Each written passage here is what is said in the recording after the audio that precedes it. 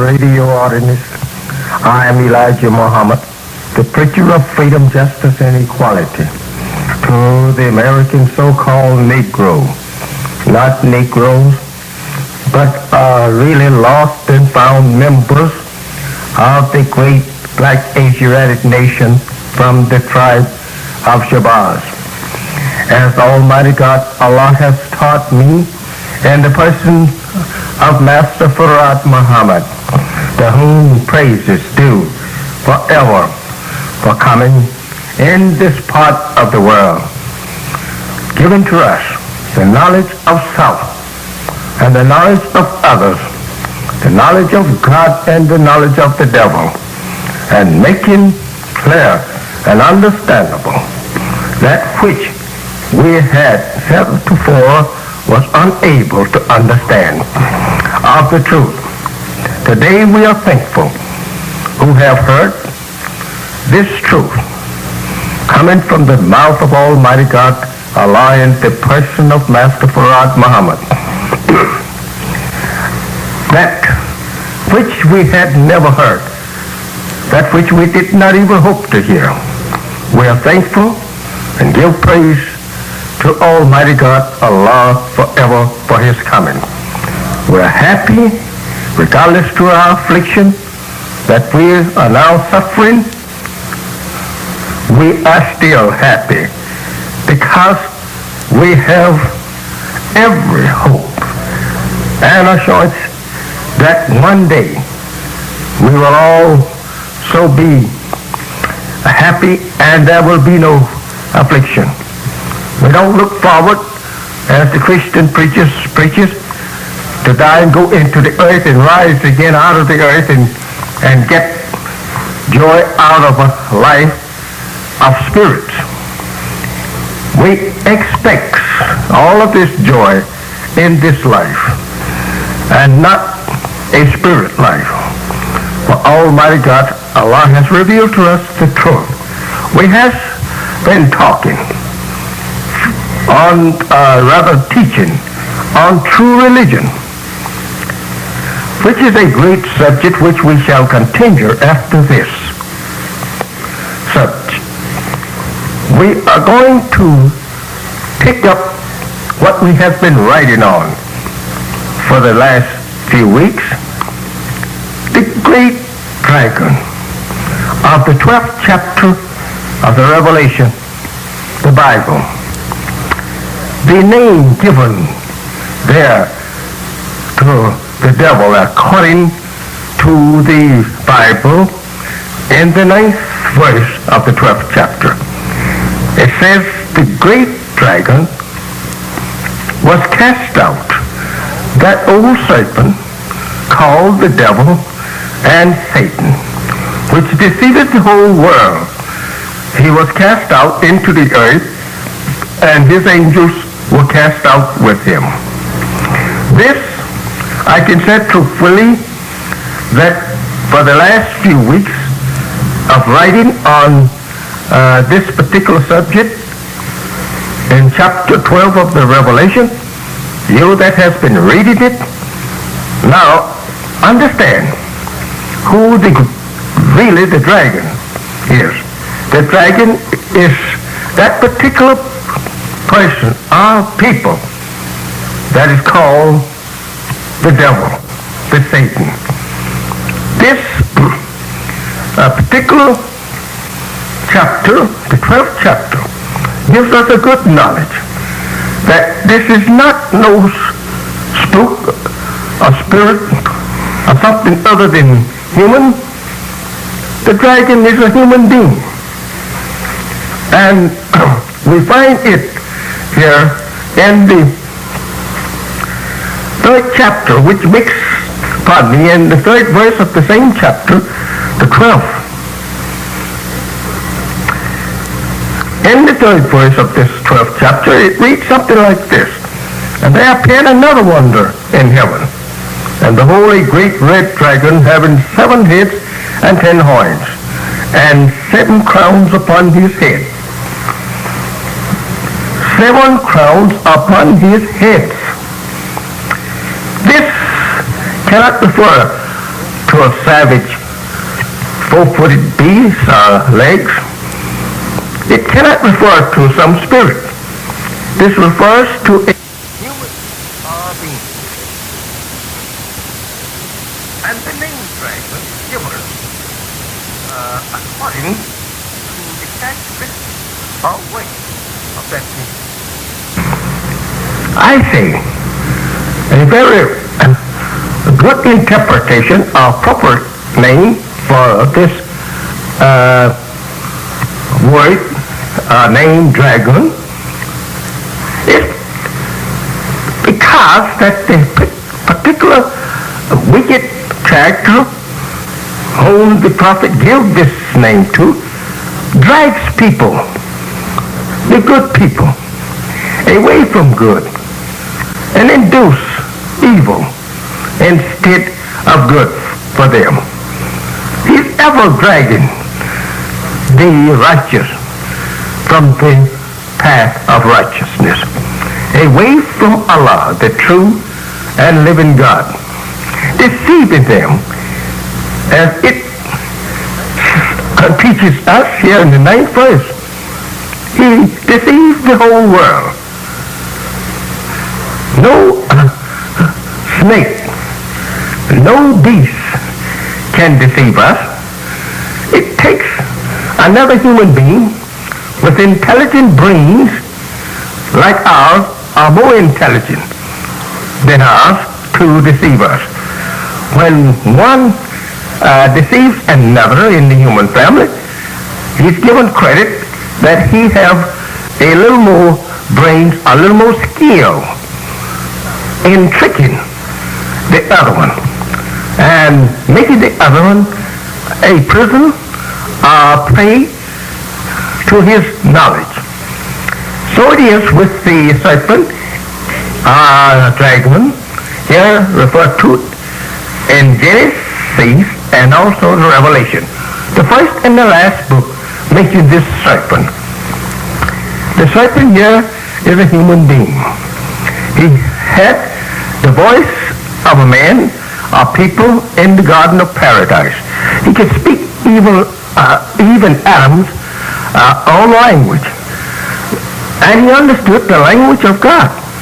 So therefore it was not a real snake as someone has made you to believe in the past, to blind you further to the knowledge of actually who the serpent really is. That they said that even the snake used to walk. But having the language to speak and converse with human beings was also to be reckoned with. If he walked on 4 feet or on 100 feet, how about that language? Could he speak our language? Or could he deceive us? And he being the reptile. Alligators goes on 4 feet. And there's other reptiles today that is crawling and walking on 4 feet and swimming in water. But they don't deceive us. They're not smart enough. Nature didn't give them that intelligent brains to equal our intelligent brains. So therefore, this particular character under the name serpent, dragon, mentioned here in the Bible, in Genesis and in the Revelation, refers to a human being or many beings.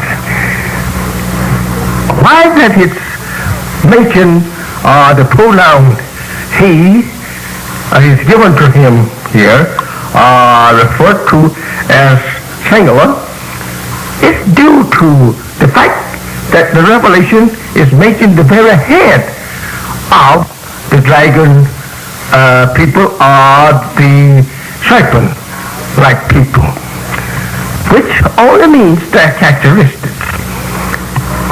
This particular dragon is the head of the nation or race, and therefore it is mentioned clear enough for you and I to understand here in the third verse that he had 7 heads and 10 horns and 7 crowns upon his heads. Now, this is the head of that particular serpent or dragon. And being given to us, or taught to us in symbolic language, we find that these heads represent something material. These heads represent government, people, are actually places where power of the serpent-like material. These heads represent government, people, are actually places where power of the serpent-like people or dragon-like people rules. Many have interpreted the 7 heads here as being the 7 hills in which Rome is built upon, and actually the dragon being the Pope of Rome that has been interpreted. I'm not going to deviate from that meaning because it is clear that it refers to some heads or some head under such a title or characteristics of that particular power that is ruling, and that power which is opposed to the power of righteousness and justice. So the head of the dragon is the head of the church of Christianity, and also the general ruling power of the Caucasian race, according to the way that it is given and interpreted by scientists of religion, of Christianity, and others. So we here are dealing with a people that whose characteristics is that of a serpent or snake. So this particular people are very evil and trickery. They are tricky people who love to deceive the people, as the 9th verse of the 12th chapter warns us that he deceived the whole world. Snakes is not capable of deceiving the whole world. It takes human beings to deceive other human beings, as I just said. So this refers to a people that has deceived the whole world. We don't know no people who have the wisdom brains to deceive the other people of the earth, but the Caucasian race, who have actually been the rulers of the people of earth for the past 6,000 years. It is this race who rules. It is this race who has ruled and just opposite to right. There have been a people who has ruled the original people of the earth under a rule of evil, wickedness, and bloodshed. And they have ruled them under deceit. This particular people, now today, are referred to as serpent and dragon, the great red dragon. That was found also in heaven. We say heaven. Here could mean the whole earth or in the most holy part of the earth. If that is referring to the holy part of the earth, it means Arabia.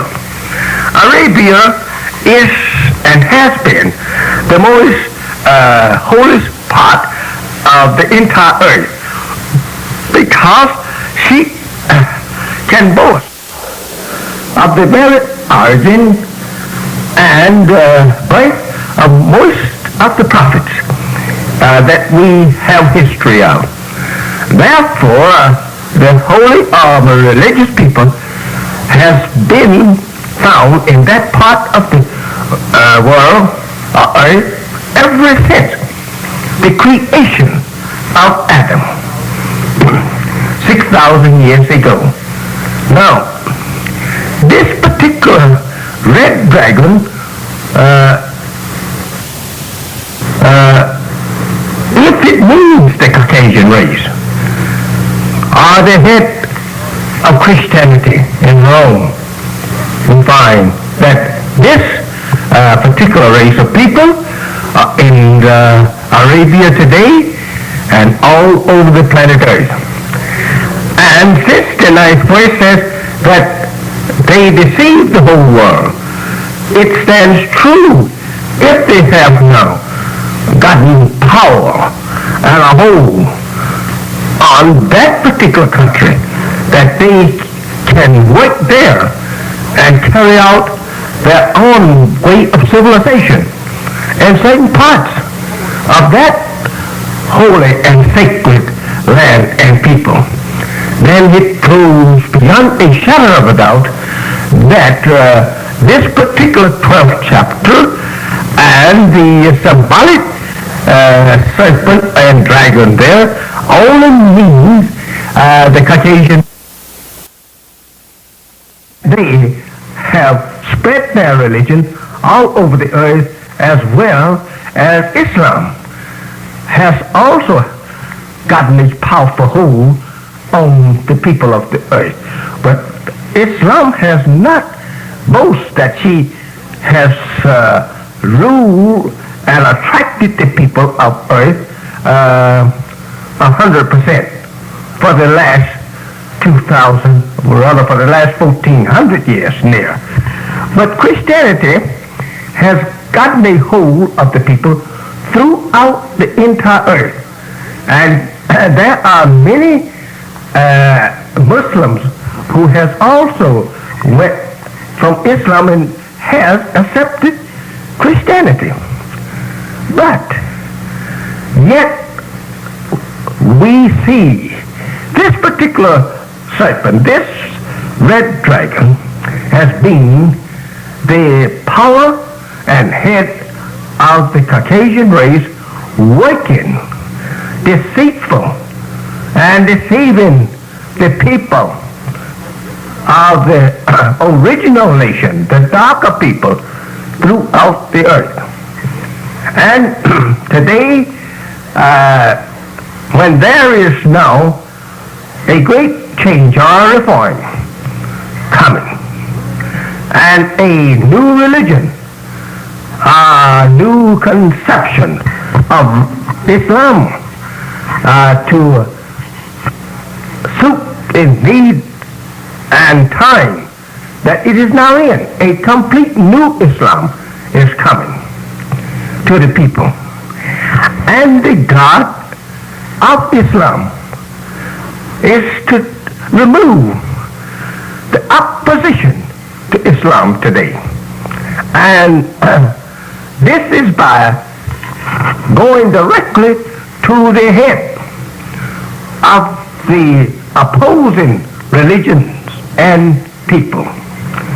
That is what we are now and have entered into.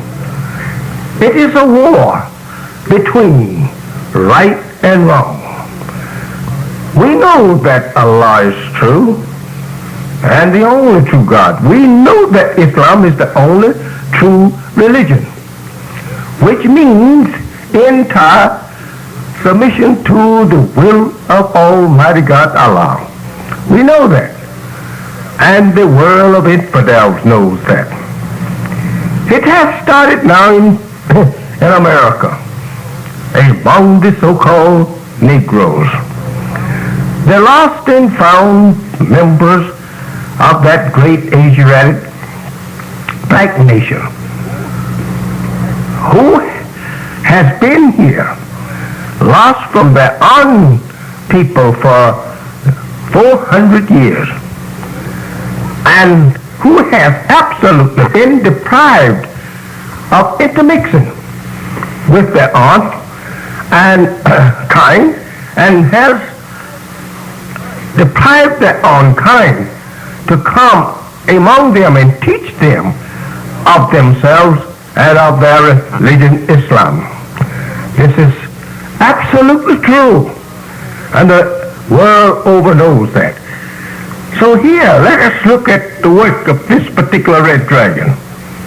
The 4th chapter says, his tail drew the third part of the stars of heaven, and it cast them to the earth.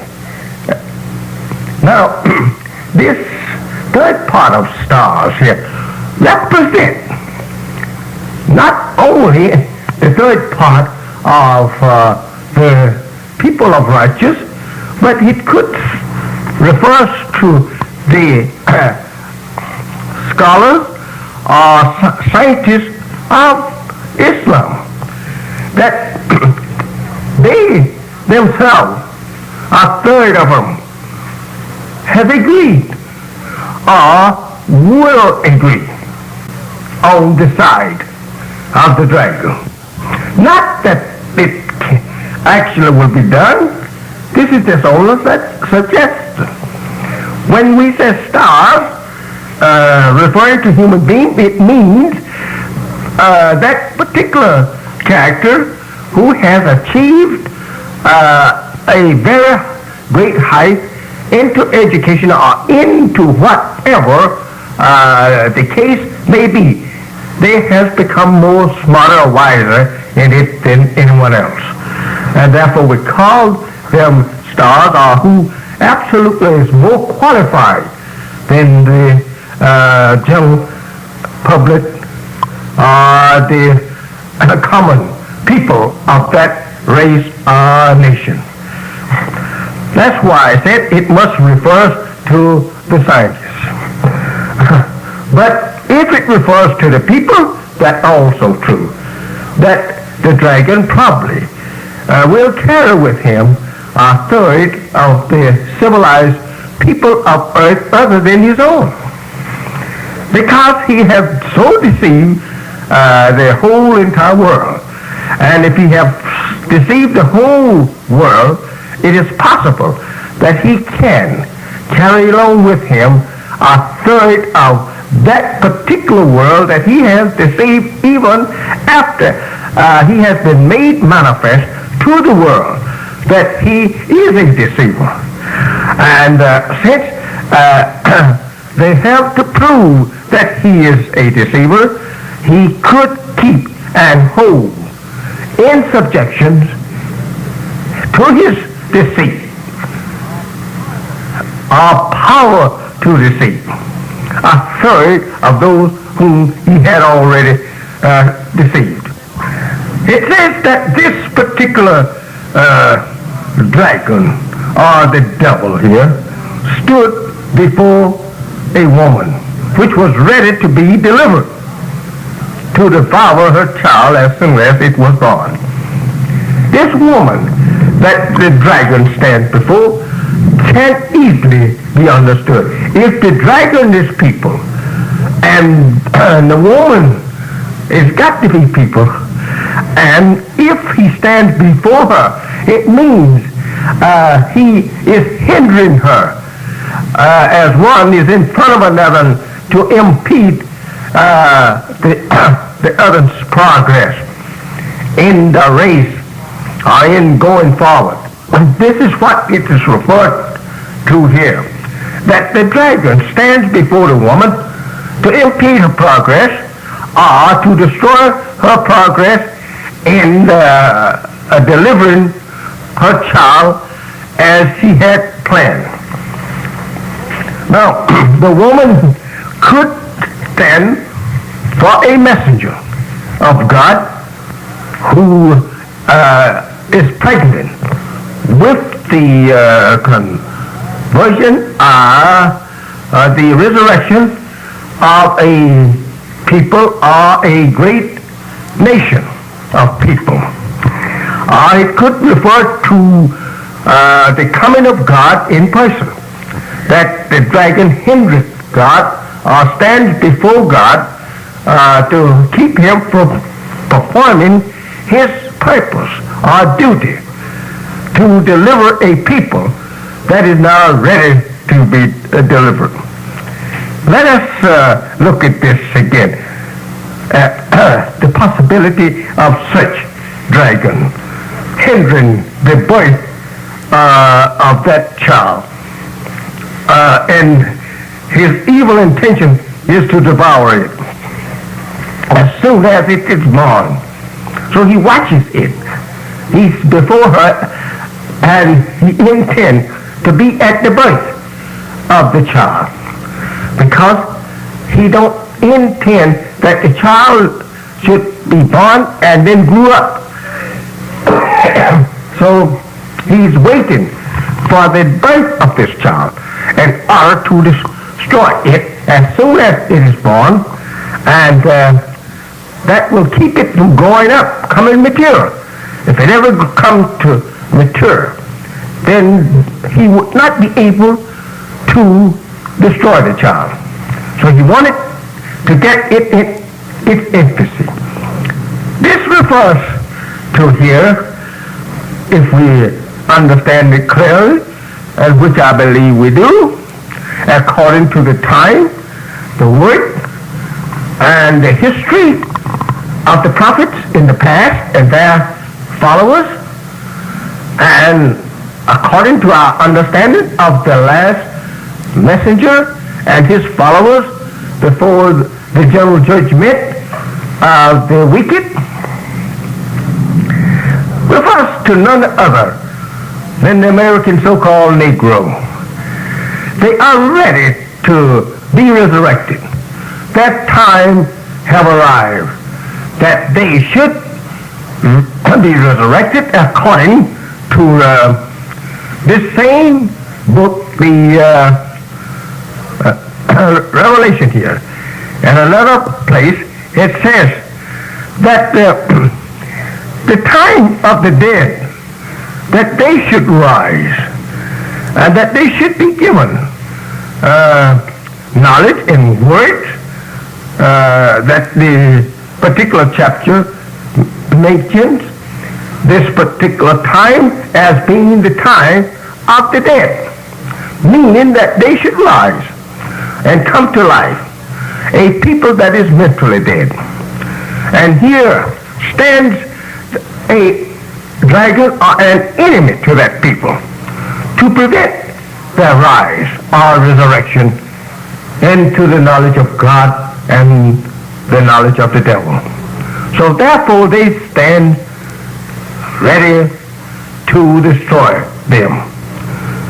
And this means no other than the people that we are now living with here in America. We find that we are hindered here to become converts to Almighty God, Allah, and the religion of Islam. What's going on in Los Angeles today? It is a trial